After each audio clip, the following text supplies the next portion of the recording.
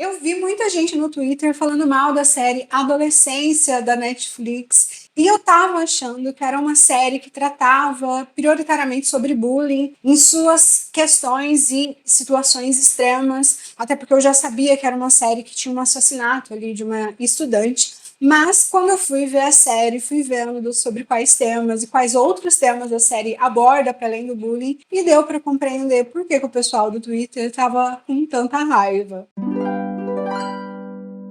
Ei, pessoal, tudo bem com vocês? Eu sou Maisa Barbosa, esse é o canal Trama Literária, e hoje a gente fala sobre a série Adolescência da Netflix, recém-lançada aí pela Netflix. Se você está chegando por aqui agora, aproveito para te convidar para se inscrever e ativar as notificações e curtir o vídeo, porque isso sempre ajuda outras pessoas chegarem por aqui. E se você já acompanha o trabalho aqui do Trama Literária, te convido também a se inscrever na nossa área de membros e contribuir com a manutenção do canal. Bem, a série da Netflix, Adolescência, é uma série curta. A gente tem aí 4 episódios e, apesar dos episódios serem longos, tem uma escolha narrativa que ela é lenta, até porque como muita coisa vai acontecendo, e necessariamente o que vai acontecendo vai implicando numa transformação das personagens, muitas vezes a escolha no modo de contar a história nessas ocasiões é oferecer uma narrativa lenta para que a gente consiga ir sentindo as sensações e as emoções das personagens. Tem uma outra particularidade em relação a essa série, que é em relação ao modo como ela foi filmada, que é no estilo de ter um único take. Então a série ela não tem cortes, não tem interrupções, então a gente vai conseguindo acompanhar isso e sentir isso como se a gente estivesse vivenciando ali em tempo real. Eu estava vendo alguns vídeos sobre como que funciona a gravação de uma série nesse estilo, e é muito interessante o fato de que a gente tem uma câmera que está na mão de alguém que está filmando, e de repente essa câmera é pega por um drone e ela vai filmar de cima, então é como se aquela cena, aquele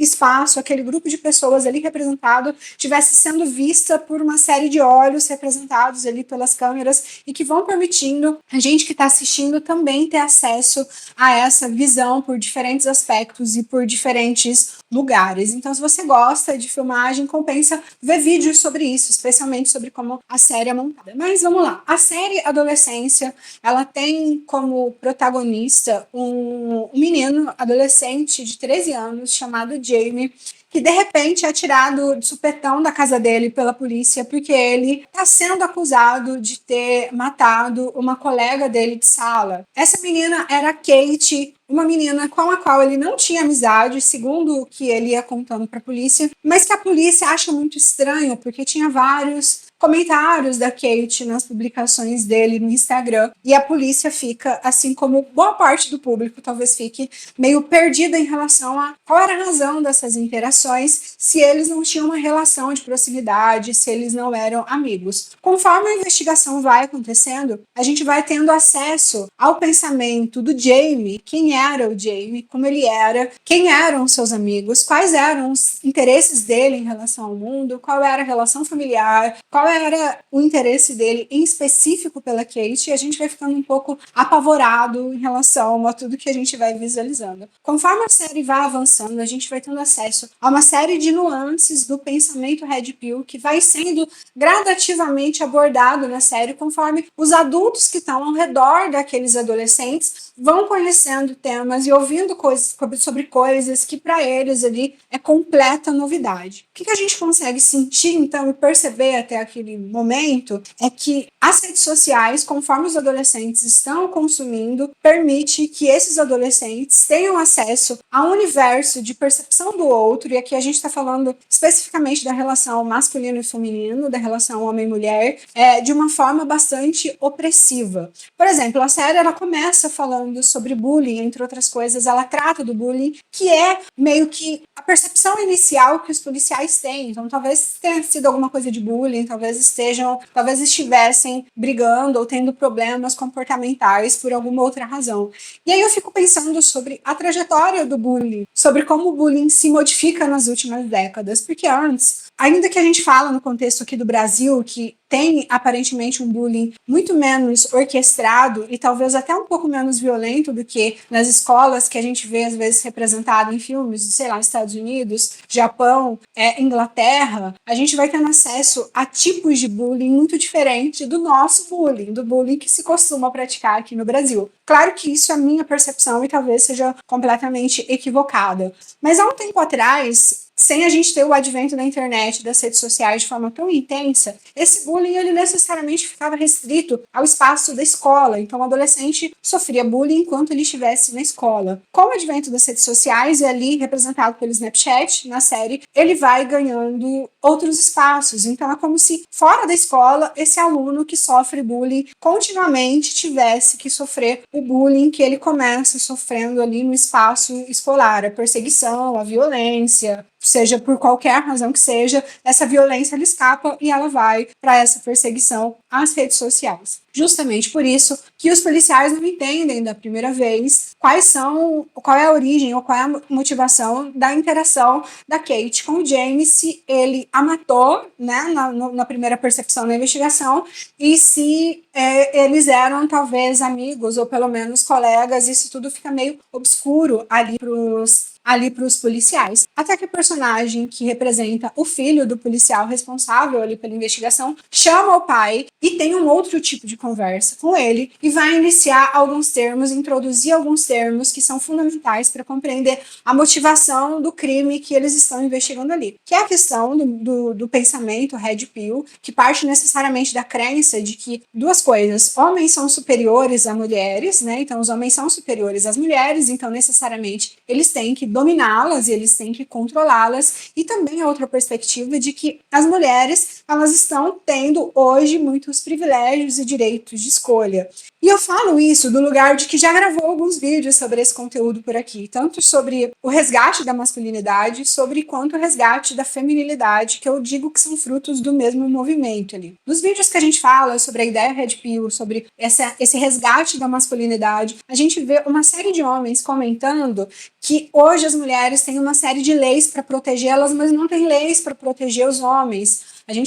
gente vê que as mulheres têm, de acordo com eles, uma série de direitos, mas que esses direitos não se estendem aos homens. Então, os homens partem, primeiro, da primeira crença de que as mulheres são inferiores aos homens, e da segunda crença de que o número de homens, a porcentagem de homens, vamos dizer assim, que são escolhíveis pelas mulheres, que são talvez o que eles vão chamar aí de um macho alfa, ela é muito menor, essa porcentagem é muito menor do que a dos homens que não são escolhidos, que as mulheres não desejam, de que as mulheres não têm atração sexual, de que as mulheres não acham um bom provedor, de que esse homem ele não vai ser um grande líder. Necessariamente, esses homens que estão aqui nesse grupo dos não escolhíveis, ou dos não interessantes, ou dos não bonitos, eles vão serem bastante ressentidos em relação a isso, e aí que vai surgir o que se chama de incel, que era justamente o que a Kate chamava o Jamie. O Jamie tenta motivar isso e tenta levar isso para o lugar do bullying. Aliás, o ator que representa o Jamie, excelente, assim, ele consegue dar todas as nuances necessárias ao personagem,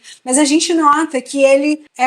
tenta jogar isso pro bullying, como colocando ela como culpada, como agressiva, como violenta, e tenta dizer que qualquer coisa que ele tenha feito, ainda que ele repita insistentemente que ele não tenha matado ela, apesar de ela merecer, porque ela praticava bullying, porque ela era ruim, porque ela era agressiva com ele. E aí, por meio dos encontros dele com a psicóloga, a gente vai tendo um pouquinho mais de acesso ao pensamento, não só agora de pensamento, ou de movimento, ou de grupo, mas de como funciona, ou de como se constrói o pensamento de um adolescente dentro desse contexto. O Jamie, primeiro, ele tem oscilações de humor muito perceptíveis, então ele começa ali na consulta como um menino muito dócil, divertido, extrovertido, gentil, e conforme a entrevista vai passando, conforme a reunião ali da psicóloga, da consulta da psicóloga com ele, conforme essa reunião vai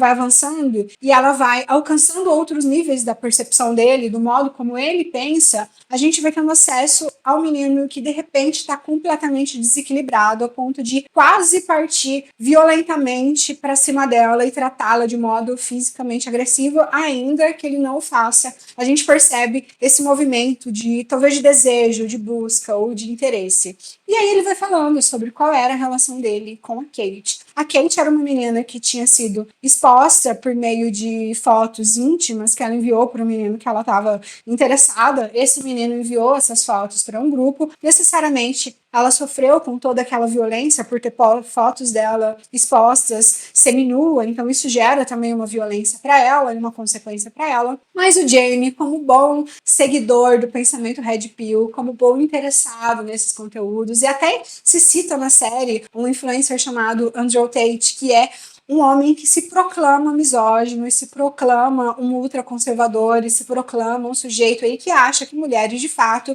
são sujeitos de ordem inferior que precisam ser dominadas pelo homem e o homem precisa se esforçar e se trabalhar para estar numa posição acima das mulheres. Entre esse influencer e entre termos do pensamento e vinculados ao pensamento Red Pill, a gente vai percebendo uma série de expressões que talvez seja desconhecida para a maioria das pessoas. Mas o que a gente vai percebendo no comportamento do Jamie é que ele viu uma mulher, uma menina, aliás, a gente tem que sempre lembrar que o Jamie ele tinha 13 anos e ele já se considerava sexualmente inferior, ele se considerava feio, ele achava que as meninas não tinham interesse por ele se colocava numa situação em que ele estava sexualmente numa posição ruim, sendo que ele ainda não tinha vida sexual. Mas o fato de aos 13 anos ele não ter vida sexual, as meninas não olharem para ele, deixava ele já nesse lugar de eu preciso odiar as mulheres e eu vou odiar as mulheres porque elas não me dão atenção, porque eu não tô nesse grupo dos homens que despertam naturalmente a atenção e o desejo das mulheres / meninas. O Jamie, percebendo que a Kate ela estava meio vulnerável por ter sido exposta, ele começa um movimento de falar mal do cara que a expôs e começa um movimento de falar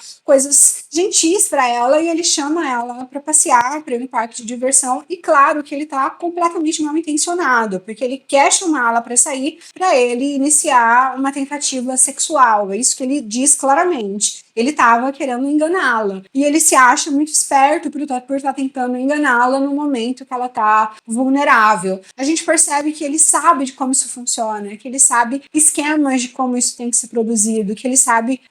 a forma como isso tem que ser feito. Então não é uma coisa que ele vai de modo intuitivo, é como se ele tivesse estudado que aquilo precisa ser feito daquela maneira. A resposta dela, contudo, ela diz alguma coisa como se ela não estivesse tão desesperada assim. Essa fala dele vai deixar ele profundamente emputecido. E é aí que ele começa um movimento diferente em relação a ela. Então, aquele primeiro movimento dócil e gentil, ele se transforma e apresenta pra gente a cara desse outro Jamie, que não tá mais disposto a fingir. A gente vai tendo acesso a essa transformação desse menino quando ele tá conversando ali com a psicóloga. Então é muito bizarro a gente perceber toda essa transformação e toda essa fala carregada de violência, de desejo de exploração, de desejo ali, de talvez de um abuso na fala de um pré-adolescente, ao mesmo tempo de uma violência dele em relação a si próprio, que isso também precisa ser mencionado. Ele se considera alguém feio, não interessante, não desejável, que tem um pai que tem uma profissão ruim, e ele, por conta disso tudo, ele acha que o único caminho dele é odiar e explorar das mulheres, porque ele não vai ter mulheres de uma outra maneira. Como eu disse aqui no canal, tem uma série de vídeos que fala sobre esse movimento de resgate à masculinidade, que, do mesmo modo, provoca também, recentemente, uma série de conteúdos relacionados ao resgate da feminilidade. Por mais que isso chegue muito diluído na maioria das pessoas, da mulher ser mais meiga, mais interessante, mais gentil, mais educada, mais dócil, mais boazinha, e do homem ser mais provedor, ser mais atencioso, ser mais machão, ser mais firme nas suas decisões, ser mais racional, por mais que isso chega para a maioria da população de modo muito bem intencionado, isso tem uma raiz, isso tem uma origem e isso já vem sendo discutido já faz um tempo. Inclusive já tem vídeos sobre isso aqui faz um tempo, sobre esses assuntos aqui faz um tempo. Isso tem um fundo e esse tem uma motivação de ordem profundamente conservadora, na maioria das vezes de base cristã, e que isso precisa ser dito. Isso vem do conservadorismo, de desejo de resgate ao conservadorismo. Para isso poder acontecer, a gente precisa de homens que estejam se considerando muito superiores de fato, que sejam sujeitos que se considerem muito superiores, porque eles são de acordo com a cabeça deles, né? Não de acordo com as estatísticas. Eles são os provedores, eles são líderes natos, eles são responsáveis pelo trabalho, eles necessariamente são responsáveis pela casa também, ou seja, pelas ordens na casa, enquanto que eles precisam de uma mulher que seja dócil, que seja gentil, que queira ser mãe, que queira ser esposa, que não queira ser uma mulher independente, que se banque, que se sustente, porque essa é uma mulher masculinizada. Fechando então a discussão sobre a série, é uma série que vale muito a pena, porque apresenta pra gente uma dimensão ali de uma representação de uma situação possivelmente real, até porque o filme vai citando alguns exemplos de casos reais de como isso se projeta na cabeça ainda em formação de sujeitos que não têm suas identidades e sua subjetividade e seu pensamento ainda plenamente firmado. Então a gente consegue ver o que isso faz na cabeça de um adolescente que é um sujeito em formação e que necessariamente daqui a pouco a gente vai tendo outras percepções e outros alcances do quanto que esse discurso ele é plenamente prejudicial. É isso, gente. Até mais.